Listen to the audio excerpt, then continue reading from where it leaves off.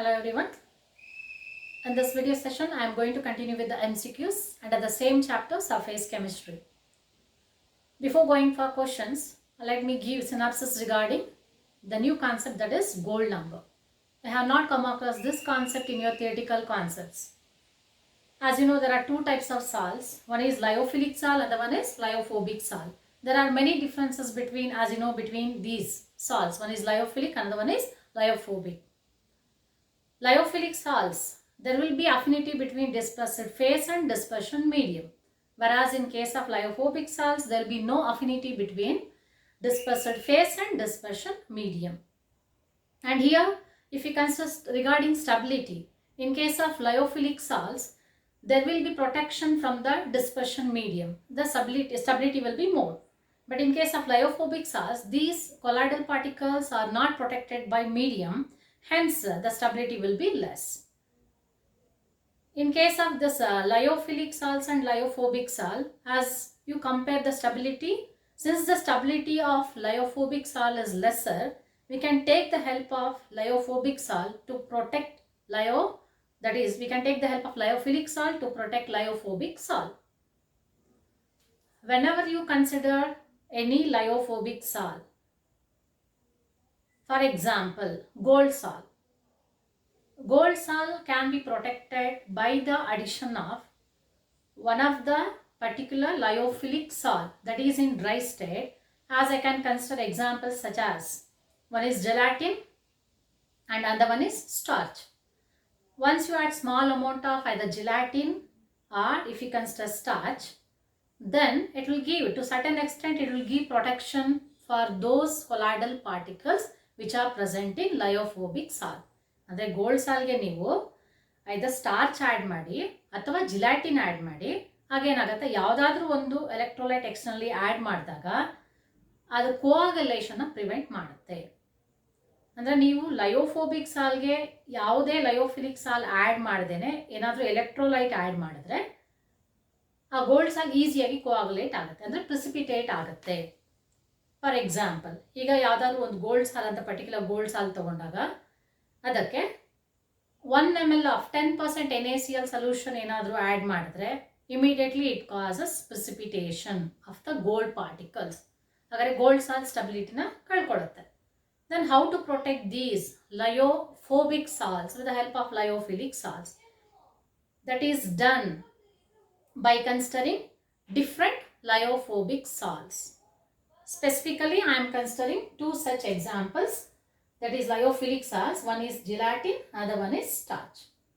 Here I have mentioned gold number. Then what actually it is meant with the gold number? So there will be definition for the gold number. So what it says? Gold number, it is nothing but it is the number of milligrams of the protective colloid, that is lyophilic salt, in dry state when added to 10 ml of colloidal solution of gold, that is gold salt, it prevents the gold salt from coagulation on addition of 1 ml of 10% NaCl solution. So I think you need to get the explanation regarding that. ಈಗ ನಿಮಗೆ ಒಂದು gold ಸಾಲ್ ಅಂತ ತೊಗೊಂಡಿದ್ದೀರಾ. So gold sol ಈಗ for example you can consider we have taken 10 ml of the gold sol. ಈಗ 10 ml of gold ಸಾಲ್ಗೆ ನೀವೇನಾದರೂ 1 ml of 10% NaCl ಸೊಲ್ಯೂಷನ್ನ add ಮಾಡಿದ್ರೆ immediately it causes precipitation, ಕೋಆಗುಲೇಷನ್ ಆಗುತ್ತೆ. ಯಾಕಂದರೆ ಗೋಲ್ಡ್ ಸಾಲಲ್ಲಿ ನೆಗೆಟಿವ್ಲಿ ಚಾರ್ಜ್ಡ್ ಕೊಲಾಯ್ಡಲ್ ಪಾರ್ಟಿಕಲ್ಸ್ ಇರುತ್ತೆ. ಆ negatively charged colloidal ಪಾರ್ಟಿಕಲ್ಸ್ಗೆ NaCl add ಮಾಡಿದಾಗ ಇಲ್ಲಿ ಆಕ್ಟಿವ್ ಅಯಾನ್ ಯಾವುದು? Na+ ion. The negatively charged colloidal particles are neutralized by active Na+ ions. Hence, it causes coagulation or precipitation. Now, how we can prevent the coagulation? Even though if you add 1 ml of 10% NaCl solution to that gold salt. Again, ಏನು ಮಾಡ್ಬೋದು ನಾವು? Whatever you can consider, 10 ml of gold salt ನೀವೇನು ತೊಗೊಂಡಿರ್ತೀರಾ ಅದಕ್ಕೆ we have to add certain quantity of any particular protective colloid. ಯಾವುದಾದ್ರು protective colloid, that is lyophilic salt. If you add small quantity of either gelatin or if you add small quantity of starch, that is in terms of milligrams, that is important. ಅದು unit ಇರಬೇಕಲ್ಲ measurement ಅಮೌಂಟ್ಗೆ. ಆ ಲಯೋಫಿಲಿಕ್ ಸಾಲ್ ಎಷ್ಟು add ಮಾಡ್ತಿದ್ದೀರಾ ಅದನ್ನು ಮಿಲಿಗ್ರಾಮ್ಸಲ್ಲಿ ನಾವು consider ಮಾಡ್ತಾ ಇದ್ದೀವಿ. So here I will consider that gelatin, it has got gold number value 0.005 to 0.01. ಅಂದರೆ ನೀವು 10 ml ಆಫ್ ಗೋಲ್ಡ್ ಸಾಲ್ ಏನಾದರೂ ತಗೊಂಡ್ರೆ ಅದಕ್ಕೆ ಅರೌಂಡ್ 0.05 ಮಿಲಿಗ್ರಾಮ್ಸ್ ಇಂದ 0.01 ಮಿಲಿಗ್ರಾಮ್ಸ್ ಜಿಲಾಟಿನ್ ಆ್ಯಡ್ ಮಾಡಿದಾಗ ಆಗ ನೀವು 1 ml of 10% NaCl solution add ಮಾಡಿದ್ರು ಕೂಡ ಏನಾಗುತ್ತೆ ನಿಮಗೆ ಅದು ಪ್ರಿಸಿಪಿಟೇಷನ್ ಆಗಲ್ಲ. ಸೊ ಗೋಲ್ಡ್ ಸಾಲ್ ಸ್ಟೆಬಿಲೈಸ್ ಆಗುತ್ತೆ. ಸಿಮಿಲರ್ಲಿ ಸ್ಟಾರ್ಚ್ ಎಕ್ಸಾಂಪಲ್ ತಗೊಂಡಾಗ ನೀವೇನಾದರೂ 10 ml ಆಫ್ ಗೋಲ್ಡ್ ಸಾಲ್ನ ಕೋಆಗುಲೇಷನ್ ಪ್ರಿವೆಂಟ್ ಮಾಡಬೇಕಂದ್ರೆ then how much starch you should add? It is around 10, that is 20 to 25 milligrams of starch is needed. Now you got the point, I think. ಹಾಗಾದರೆ gold number ಯಾವುದನ್ನ represent ಮಾಡುತ್ತೆ, ನಾವು ಯಾವ ಲಯೋಫಿಲಿಕ್ ಸಾಲ್ನ ತಗೊಳ್ತಿದ್ದೀವಿ ಅದನ್ನು ಎಷ್ಟು ಮಿಲಿಗ್ರಾಮ್ಸ್ನ add ಮಾಡಬೇಕು, but ಎಷ್ಟು ಕ್ವಾಂಟಿಟಿಗೆ ಎಕ್ಸಾಕ್ಟ್ ಆಗಿ 10 ml ಆಫ್ ಗೋಲ್ಡ್ ಸಾಲ್ನ ಪ್ರೊಟೆಕ್ಟ್ ಮಾಡೋದಕ್ಕೆ ಎಷ್ಟು ಮಿಲಿಗ್ರಾಮ್ಸ್ ಆಫ್ ಜಿಲಾಟಿನ್ ಅಥವಾ ಸ್ಟಾರ್ಚ್ ಆ್ಯಡ್ ಮಾಡ್ತೀವಿ, that gives us the gold number. Got it? Then you will now just understand what is that statement regarding. What is that gold number? It is the number of milligrams of protective colloid in dry state which when added to 10 ml of a colloidal solution or the salt of gold that prevents the gold salt from coagulation on addition of 1 ml of 10% NaCl solution. ಅಂದರೆ gold ಸಾಲ್ಗೆ ನೀವು already certain milligrams of gelatin ಅಥವಾ starch add ಮಾಡಿದರೆ ಅದಾದಮೇಲೆ ನೀವೇನಾದರೂ 1 ml of 10% NaCl solution add ಮಾಡಿದ್ದೀರಾದರೆ so it will not cause coagulation. got it? So that is regarding gold number. And here there is a connectivity or relationship between that protective action with respect to the gold number. So that protective power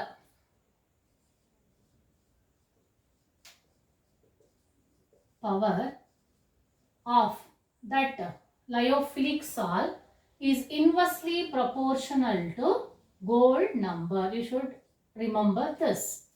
Inversely proportional to gold number. ಅಂದರೆ ಯಾವ ಲಯೋಫಿಲಿಕ್ ಸಾಲ್ಗೆ gold number ಕಡಿಮೆ ಇರುತ್ತೆ ಅದಕ್ಕೆ protective power ಜಾಸ್ತಿ ಇದೆ ಅಂತ ಅರ್ಥ. Example here we can consider ಜಿಲಾಟಿನ್ದು ಗೋಲ್ಡ್ ನಂಬರು ಕಡಿಮೆ ಇದೆ, so that is between 0.05 to 0.01. But ಸ್ಟಾರ್ಚ್ದು ಗೋಲ್ಡ್ ನಂಬರ್ 20 to 25 ಇದೆ. ಸೊ ಜಿಲಾಟಿನ ಕಡಿಮೆ ಕ್ವಾಂಟಿಟಿ ಮಿಲಿಗ್ರಾಮ್ಸ್ ಟರ್ಮ್ಸಲ್ಲಿ ಕಡಿಮೆ ಕ್ವಾಂಟಿಟಿಯಲ್ಲಿ ಆ್ಯಡ್ ಮಾಡಿದ್ರು ಕೂಡ ಇಟ್ ಪ್ರಿವೆಂಟ್ಸ್ ಕೋಆಗ್ಯುಲೇಷನ್. ಸೊ ಸ್ಟಾರ್ಚ್ಗೆ ನಾವು 20 to 25 ಮಿಲಿಗ್ರಾಮ್ಸ್ ಅಷ್ಟು ಅಮೌಂಟ್ ಆ್ಯಡ್ ಮಾಡಬೇಕು. ಸೊ ಹಾಗಾದರೆ ಇಲ್ಲಿ ಪ್ರೊಟೆಕ್ಟಿವ್ ಪವರ್ ಯಾವುದಕ್ಕೆ ಜಾಸ್ತಿ ಇದೆ, the one which has lesser gold number is more protective in nature. So protective power is greater for gelatin when compared to starch. Now you came to know how we can compare the protective power by considering the gold number. ಈಗ gold number ಅಂದರೆ ಏನು ಅಂತ ಗೊತ್ತಾಯಿತು, ಮತ್ತು protective power ಅಂದರೆ ಏನು ಅಂತ ಗೊತ್ತಾಯಿತು. And now we can go for solving the questions regarding this gold number. Very first question I have given here. Gold number is associated with, here 4 options. It is associated with option A, only lyophobic colloids, both lyophobic and lyophilic colloids, only lyophilic colloids, and last none of these. Now I think you can easily give me the answer. Which would be that right option? Here that gold number is nothing but according to statement you have to opt for the right answer. According to statement of gold number, it is the number of milligrams of protective colloid. Which is that protective colloid? That protective colloid is nothing but lyophilic or lyophobic. It is lyophilic colloid. Therefore, you should not consider either lyophobic or both lyophobic and lyophilic. It is absolutely meant with that protective colloid is nothing but gold number is meant only with that is lyophilic colloids. Then option B is the right option. Then we can go for next question. The coagulation of 100 ml of a colloidal solution of gold is completely prevented by adding 0.25 gram of starch to it before adding 10 ml of 10% NaCl solution. Find out the goal number of starch. Then for this question also, you should know the meaning of the goal number. Then only you can easily solve the problem. Here, first you should understand the question. What he has given in the statement here, the coagulation of, here they have taken 100 ml of colloidal solution of, that is gold salt they have taken. For 100 ml of gold salt, that is prevented by, completely prevented, what prevented? That coagulation is prevented by adding. How much starch has been added? That is 0.25 gram of starch has been added. Then, what is that amount of NaCl? That is exactly, you should remember, 10% NaCl only to be added. Then, what is that number of, that is the measurement of 10% NaCl? That is exactly 10 ml of 10% NaCl has been added to that solution. Find out the goal number. So, it has given indirectly. You should solve out this problem. So, very first, according to this problem, what we can write? The solution for this problem, 100 ml of gold salt. The problem is 100 ml of gold salt added with how much? For 100 ml of gold salt, what is the quantity of 10% NaCl is added? That is 10 ml. 100 ml ge 10 ml add ಮಾಡಿದೀವಿ. But ನಮಗೆ gold number ಇದರ definition ಪ್ರಕಾರ problem solve ಮಾಡಬೇಕು. So gold number ಅಲ್ಲಿ ಏನು represent ಮಾಡಿದೀವಿ? Gold number consider ಮಾಡಬೇಕಾದ್ರೆ ನಾವು ಕ್ವಾಂಟಿಟಿ ಆಫ್ ಗೋಲ್ಡ್ ಸಾಲ್ ಎಷ್ಟು ತಗೊಂಡಿದ್ದೀವಿ? 10 ml. 10 ml ಆಫ್ ಗೋಲ್ಡ್ ಸಾಲ್ಗೆ ಎಷ್ಟು ml ಆಫ್ 10% NaCl ಸೊಲ್ಯೂಷನ್ ಬೇಕಾಗತ್ತೆ? 1 ml. ಕರೆಕ್ಟಾ? ಹಾಗಾದ್ರೆ ಇಲ್ಲಿ ಪ್ರಾಬ್ಲಮ್ ಅಲ್ಲಿ ಏನು ಮಾಡ್ತೀವಿ? 100 ml ಆಫ್ ಗೋಲ್ಡ್ ಸಾಲ್ is added with 10 ml of 10% NaCl solution ಆದರೆ 10 ml ಆಫ್ ನಮ್ಗೆ ಬೇಕಿರೋ 10 ml ಆಫ್ ಗೋಲ್ಡ್ ಸಾಲ್ಗೆ. ಹಾಗಾದ್ರೆ 10 ml of gold salt added with how much ml of 10% NaCl solution? Question mark. ಅದನ್ನ ನೀವು ಕಂಡುಹಿಡಿಯಬೇಕು. ಅಂದ್ರೆ 100 ml ಗೆ 10 ml ಆದ್ರೆ NaCl solution, 10 ml of gold salt ಗೆ ಎಷ್ಟು ml of 10% NaCl ಬೇಕು? So cross multiply ಮಾಡಬೇಕು. 10 into 10, that I have written here, 10 into 10 divided by, so it is 100. 100. ಇದನ್ನ ಸಿಂಪ್ಲಿಫೈ ಮಾಡಿದ್ರೆ ಎಷ್ಟು ಬರುತ್ತೆ? You will get exactly 0 0 0 0 cancel ಆಗುತ್ತೆ. So you will get 1 ml of 10% NaCl solution. ಇದರಿಂದ ನಿಮ್ಗೆ ಏನು ಕ್ಲೂ ಸಿಕ್ತು?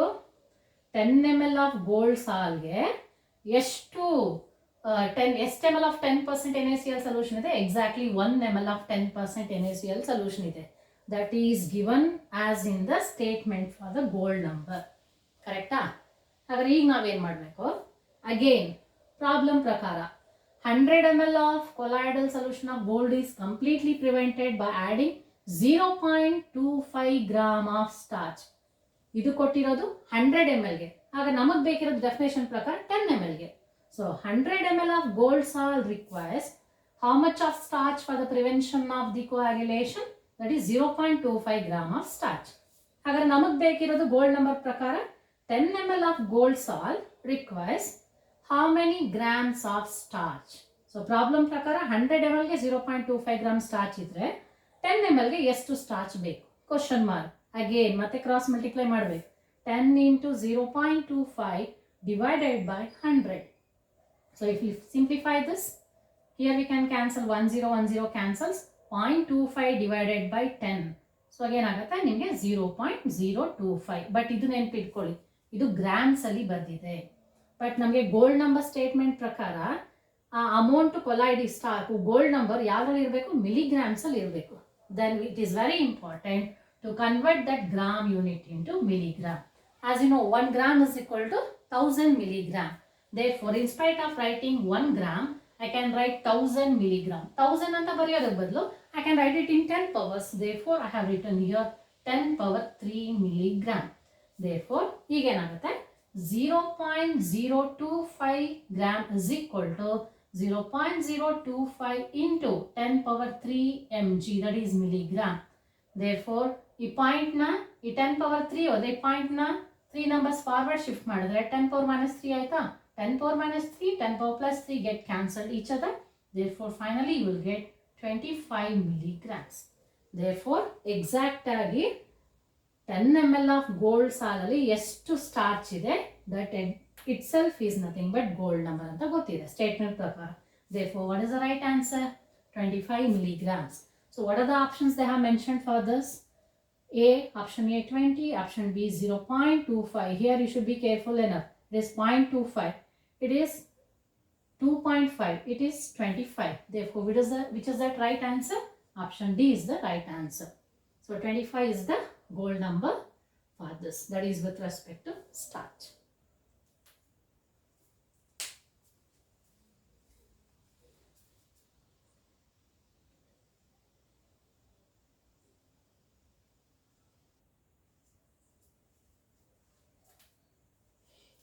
Let us go for next question. The gold number of A, B, C and D are 0.04, 0.002, 10 and 25 respectively. Protective power of A, B, C and D are in the order. As you know, gold number, the protective power is inversely proportional to what? Gold number. Lesser the gold number, more is the protective power. And here he has asked it for increasing order or decreasing order. So it is, which is that A is greater, that is in the decreasing order. All these options are in the decreasing order. So you have to select correct decreasing order. Here as you consider A, B, C, D, here A value 0.04, B value 0.002. So which is lesser? 0.002 is least compared to these numbers, remaining numbers. Therefore, which has got more protective power? That is B.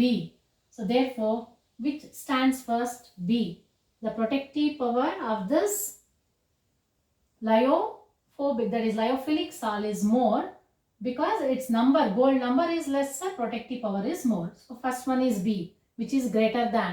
Next number 0.04. Next lesser than the 0.0, greater than the 0.04 is 10.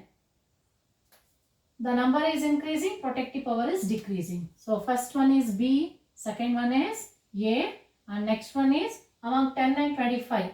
So here it comes 10 is lesser number, so protection power is more. For C, protection power is more. And which is that last least one, that is with higher value, protective power will be lesser. Therefore, which is that right option? B is greater than A is greater than C, C is greater than T. Right option is option B.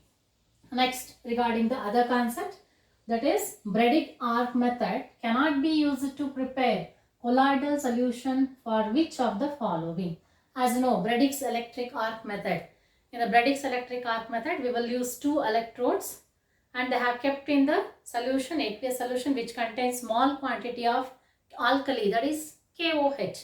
That KOH is helping to stabilize that gold salt what we prepare. So after passing high voltage of current, there will be evaporation of certain quantity of gold, as you know, but since we have kept that container into the other container which contains ice cubes, that will condense immediately.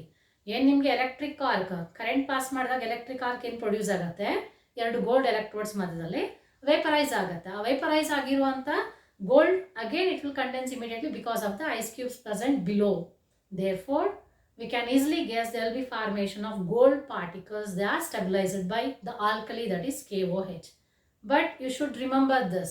This Bredik's electric arc method can be helpful for the preparation of which type of salts, that is metallic salts, but they should be noble metals like either gold or silver, or even you can consider platinum and even copper. But you cannot opt for other metals which are much active, reactive. Here we can go for the options what they have mentioned. Platinum, so it can be prepared by Bredig arc method. Iron cannot be prepared. Silver we can prepare by Bredik's method. Gold can be prepared. Platinum, gold and that is platinum, silver and gold are prepared easily by Bredik's arc method. So which is that odd one? Option B is the odd one. We cannot prepare iron salt with this Bredik's arc method. Got it? Therefore option B is the right answer. Next, regarding another concept, that is regarding coagulation, we can consider it. Delta is at the rivers are formed due to A. Peptization, coagulation, then hydrolysis and precipitation. We should know what is meant by delta. So actually we can consider there is one particular region where you can find much quantity of the clay or the mud particles at the junction of the river with the sea water. As you know, river water can ultimately end up with the sea. They will reach sea. Then we can consider sea is rich with salts. So sea water is hard water, river water is soft water. So now we can easily guess in the river water if there is presence of the clay particles, and here that river water is having negatively charged colloidal particles.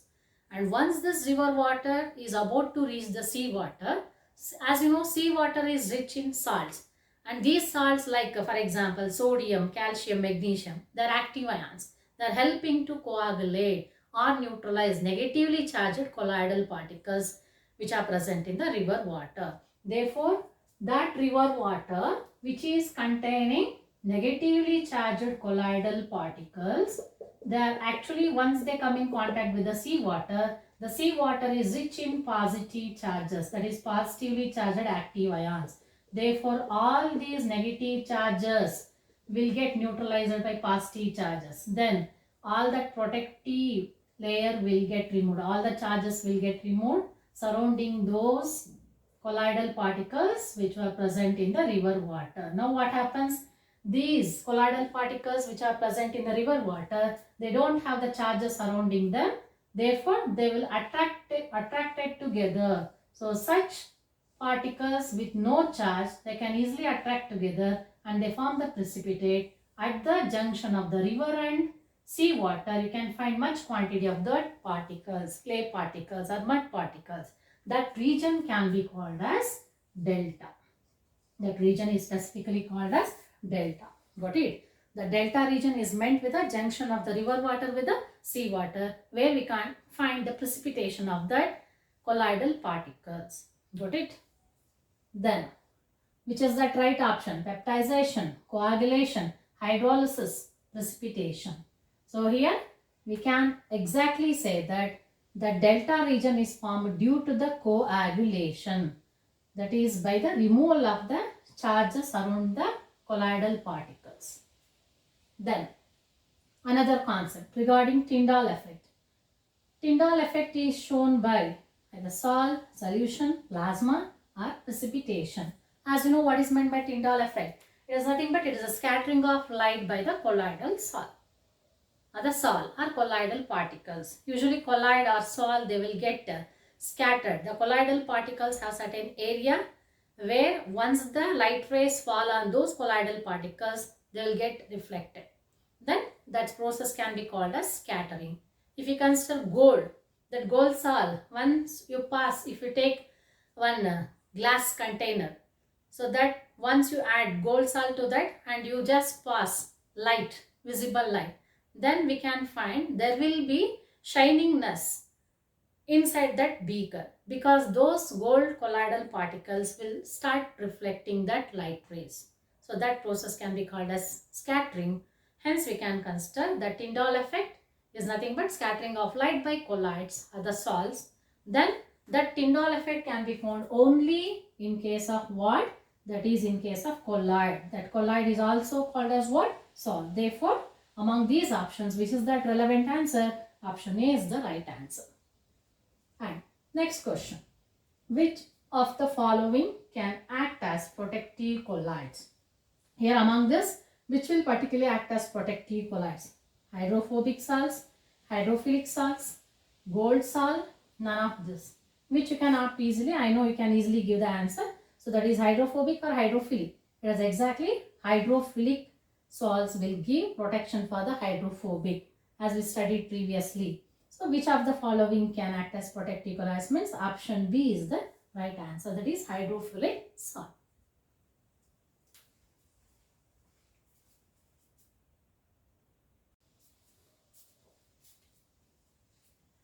Here is the last set of questions. So very firstly, a precipitate is changed to colloidal solution by the following process. Among these process, where you can find that conversion of precipitate into colloid. So either it is by A. dialysis, B. ultrafiltration, C. peptization, and D. electrophoresis. The correct option is that is peptization. That is actually the definition for peptization is it is conversion of freshly prepared precipitate into colloid with the use of suitable electrolyte. For example, if we consider we have prepared freshly, that is ferric hydroxide, precipitate of ferric hydroxide.